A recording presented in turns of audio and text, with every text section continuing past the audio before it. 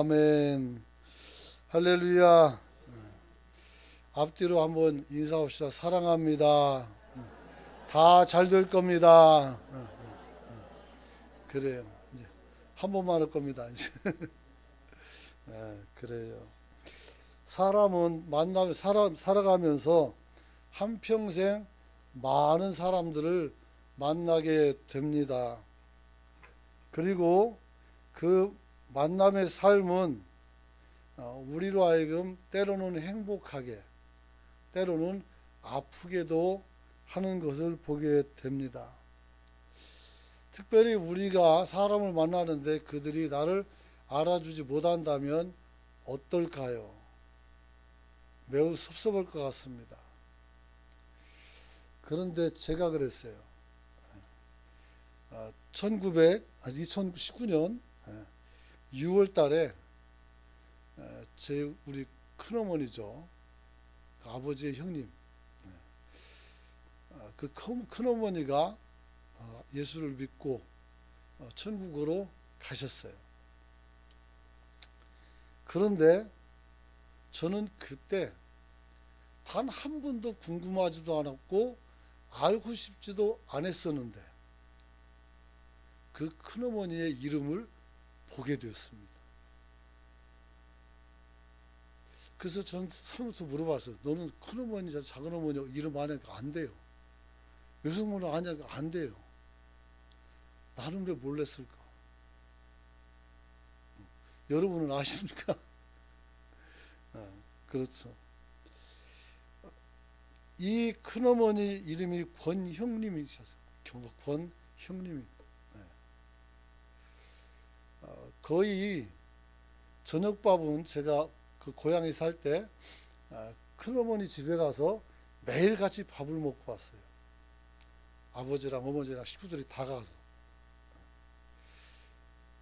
그리고 이후에도 제가 가면 늘 밥을 해주셨고 먹을 걸 챙겨주시고 결혼할 때도 와가지고 축하해주고 평생을 그렇게 옆에서 사셨어요. 근데 나는 왜 그분의 이름이 한 번도 궁금하지 않았을까요? 그러고 보니까 그런 사람들이 굉장히 많이 있는 것을 확인할 수가 있었어요. 내가 대인관계를 잘못 맺는 건가? 그건 아닌데. 그분은 늘 내게 큰어머니로 있었고 큰어머니라고 부르면 대답해 주셨고 그랬어요. 내가 그분의 이름을 부를 일은 거의 없었어요. 아니, 전혀 없었습니다. 물론 아버지와 할아버지, 할머니는 다 알아요. 근데 왜 큰어머니는 몰랐을까?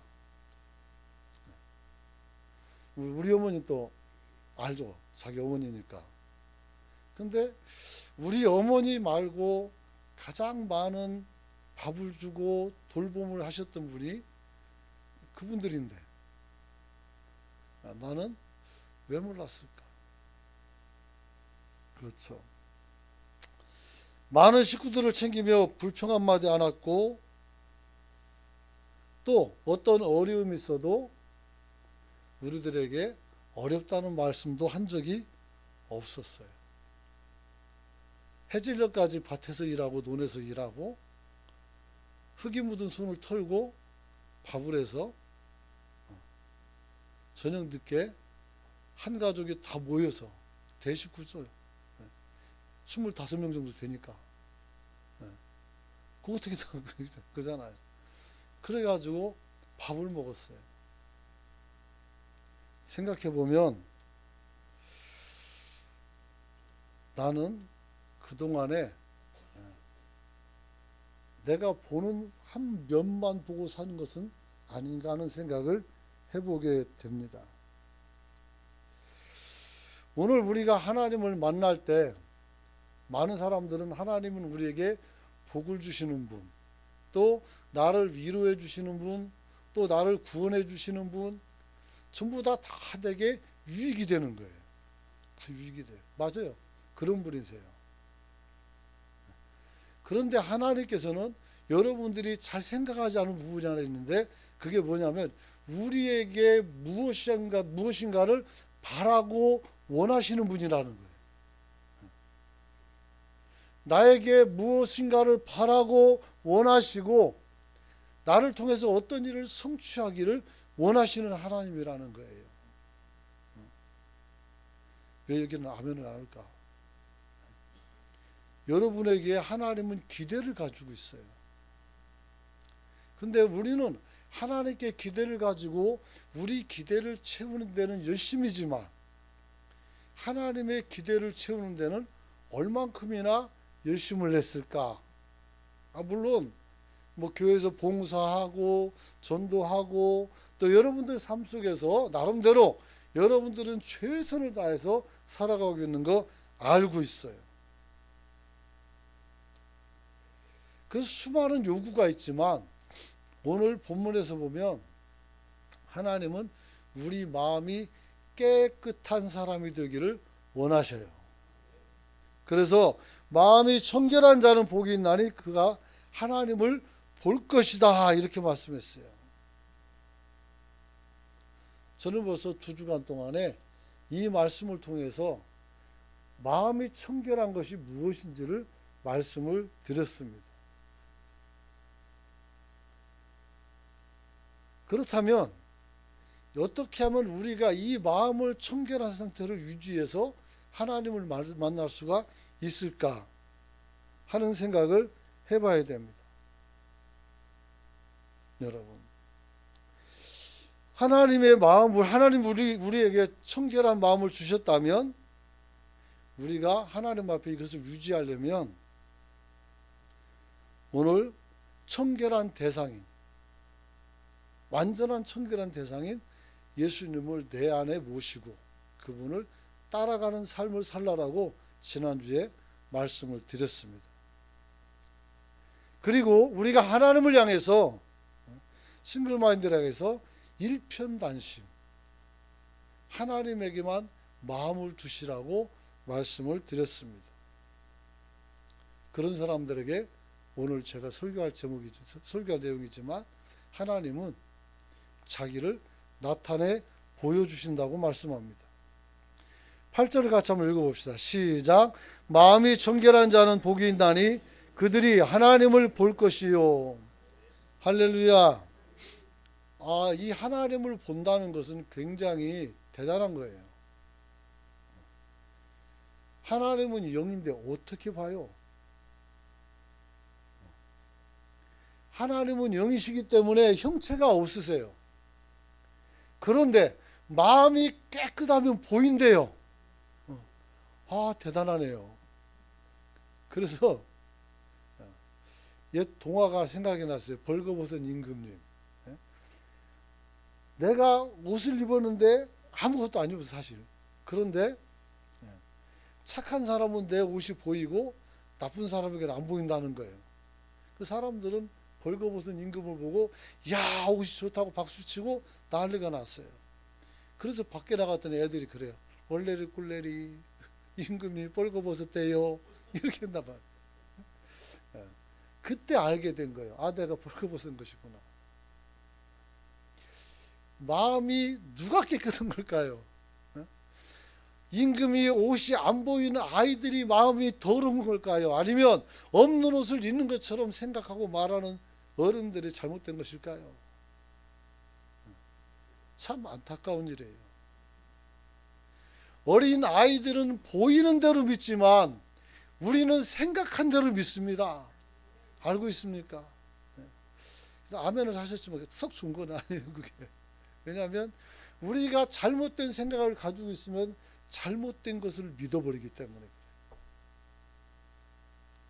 그래요. 여러분, 그래서 하나님께서 우리에게 청결한 마음을 가진 사람에게 하나님을 보여주신다는 말씀은 어떤 것이냐?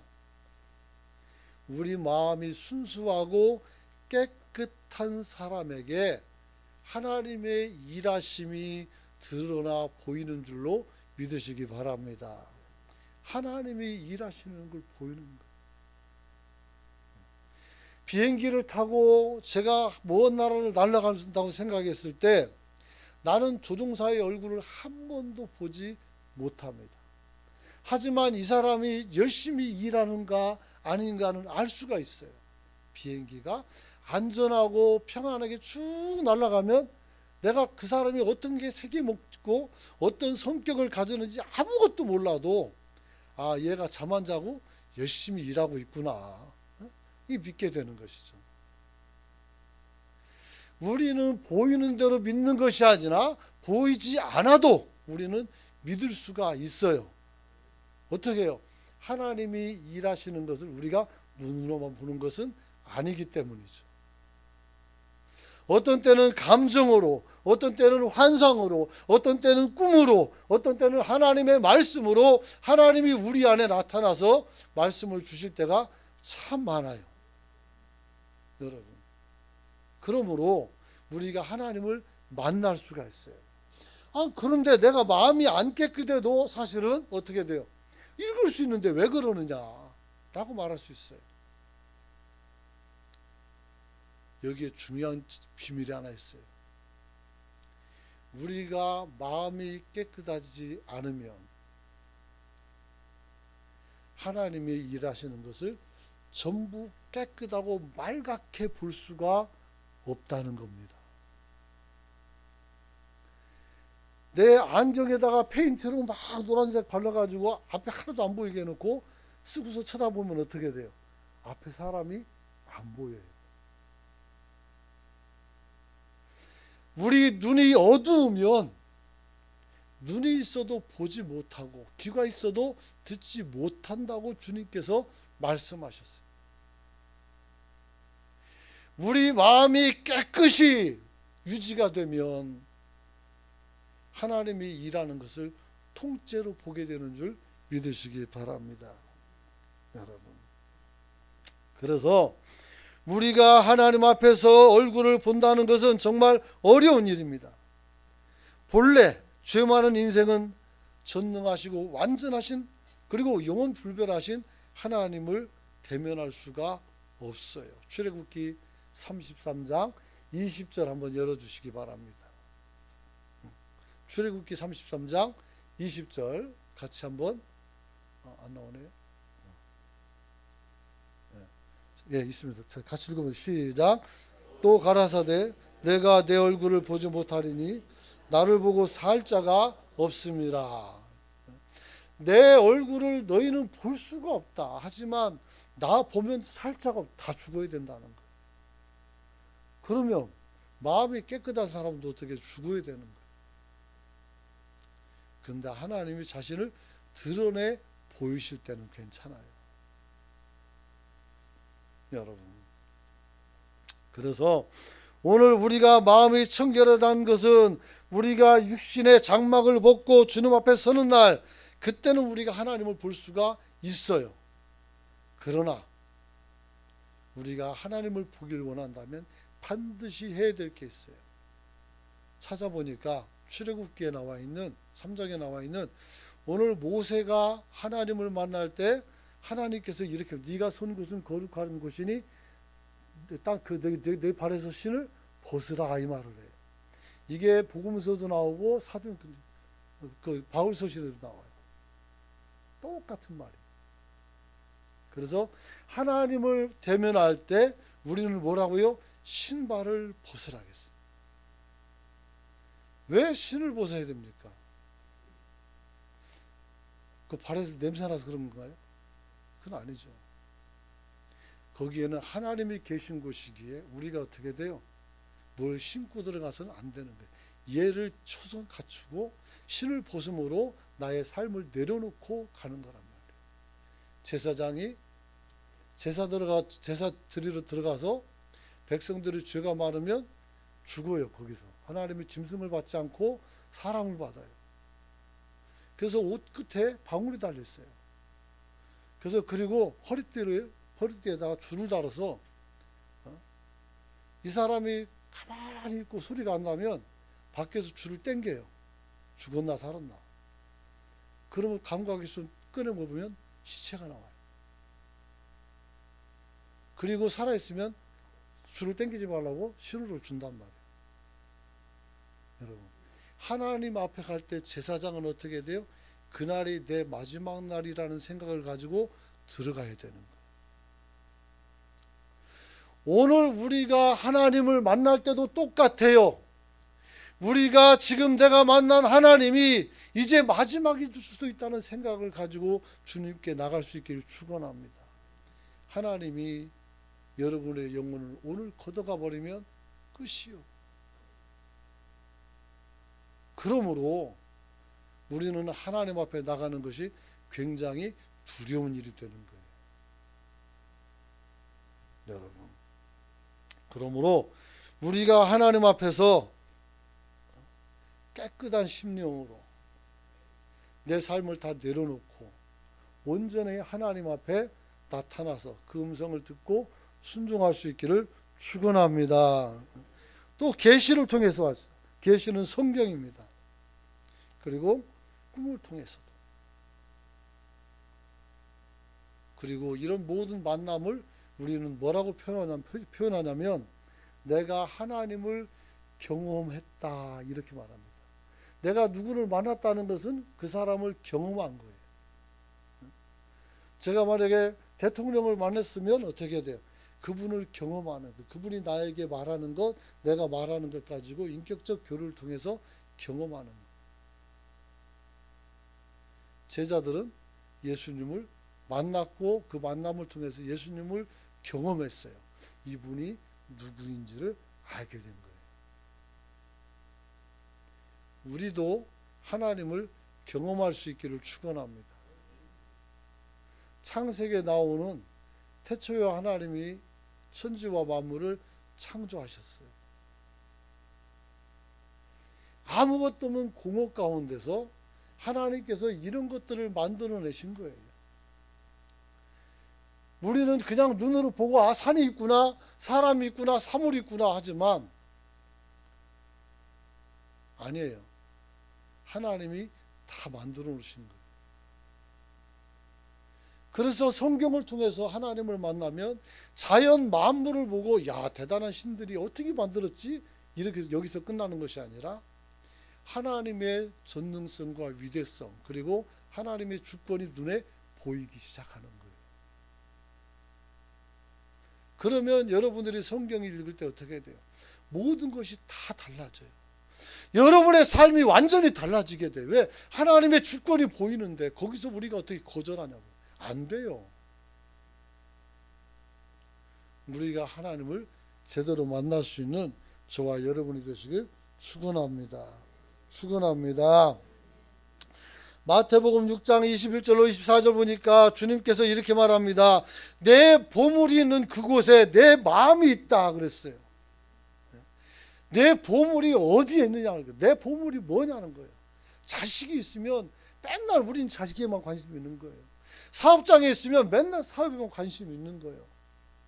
그러나 하나님께 있으면 어떻게 돼요? 맨날 하나님과 관심 있나요? 아니죠. 하나님에 대해 관심을 두고 나도 하나님은 관심을 둬요.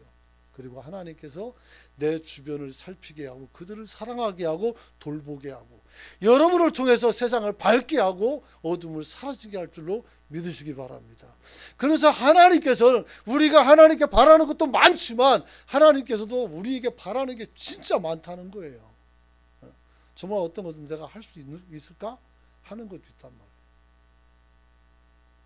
그러므로 우리는 어떻게 해야 돼요?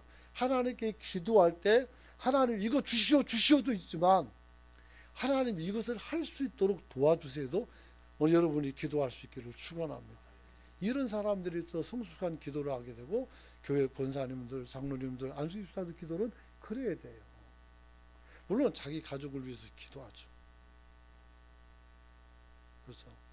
나는 우리 애들을 놓고 기도하는 건 빼먹을지 몰라도 성도를 놓고 기도를 빼먹은 적은 없어요. 왜냐하면 그게 하나님이 나를 통해서 하시는 일이기 때문에 그래요. 그리고 그 일을 이루어주면 하나님의 응답이 있고 하나님의 역사가 내 눈앞에 보인단 말이에요. 그래서 하나님을 만나게 되는 것입니다. 여러분. 그러므로 하나님을 보는 문제는 문자 그대로 육신의 눈으로 하나님을 볼 수 있다는 말이 아닙니다. 마음으로 믿어서 하나님을 본다, 경험한다 그 뜻을 가지고 있는 겁니다. 여러분, 그래서 우리가 하나님을 믿어서 하나님의 성품과 하나님의 일하심을 여러분이 체험하여 신앙을 더 깊이 가져가는 성도가 되시길 축원합니다. 그럼 어떻게 하면 우리가 정말 하나님을 우리가 보고 살 수가 있을까? 하나님이 주신 여러 가지 생활 속에서, 삶 속에서, 역경 속에서 여러분이 믿음을 지키면 하나님께서 여러분을 보호하고 도우심을 믿으시기 바랍니다. 극단적으로 얘기하면 사드락과 메삭과 아벳노라고 하는 세 청년은 느부갓네살 왕이 큰 신상을 만들었어요. 막 정말 큰 거. 그 위압감이 되게. 그래 놓고 그것을 만들어 놓고 거기다가 온 백성 나오게 해서 다 절을 하게 한 거예요. 절을 시키는 거예요. 경배하겠단 말이에요. 자기 신한테. 근데 이 세 청년이 안 하는 거예요. 음악을 연주하면 전부 다 절하는데 요 세 놈만이 꼿꼿이 서 있는 거예요. 그 누구냐고 보니까 세 명이 친구라고요. 사드락과 메삭과 아벳느고가 나온 거예요. 그래서 왕이 그래도 그들을 아껴서 내가 한 번 더 너희들 때문에 연주를 하고 시작할 테니까 너네들 절 똑바로 해라. 알았지? 그랬어요. 그랬더니 하는 말이 뭐라겠어요? 왕이요, 우리는 절하지 않을 겁니다. 그랬어요. 내가 너를 어떻게 해야 돼요? 품으로 집어넣는다는 거예요. 그러니까 뭐라게? 그리하지 않을지라도 나는 우상에게 절하지 않겠다고 소리를 쳤어요. 왕이니까 자기 체면도 있고 있으니까 어떻게 화가 나서 그 세 놈을 불 속에다 집어쳐넣었어요. 그런데 불 속에서 보니까 뭐가 사람이 왔다 갔다 하는 거예요. 속에서. 보니까 세 명을 집어넣는데 네 사람이 손을 잡고 춤을 추고 있어요. 우리나라 강강수월 하는 것처럼. 이게 도대체 어떻게 된가 보니까 하나는 인자라. 하나님 예수님이죠. 인자는. 그리고 나머지는 세 친구예요. 그래서 왕이 이렇게 말해요. 지극히 높으신 하나님의 자녀 사드락과 메삭과 아벳느고야, 너가 정말 그라면 살아있다면 이리 나오너라 그랬어요. 그 7배나 뜨겁게 불을 뗐던 그 화로 속에서 이 세 사람이 털끝 하나 안 타고 살아나왔다는 거. 어떻게 생각해요? 여기서 그들은 하나님을 만나고 손을 잡고 춤을 췄어요. 그리고 하나님을 저주하고 하나님을 멀리하고 다른 신을 경배하게 했던 그 왕이 하나님을 향해서 지극히 높으신 하나님의 자녀라고 했어요. 여러분, 이게 하나님의 역사 아니면 무슨 역사라고 우리가 얘기할 수 있을까요?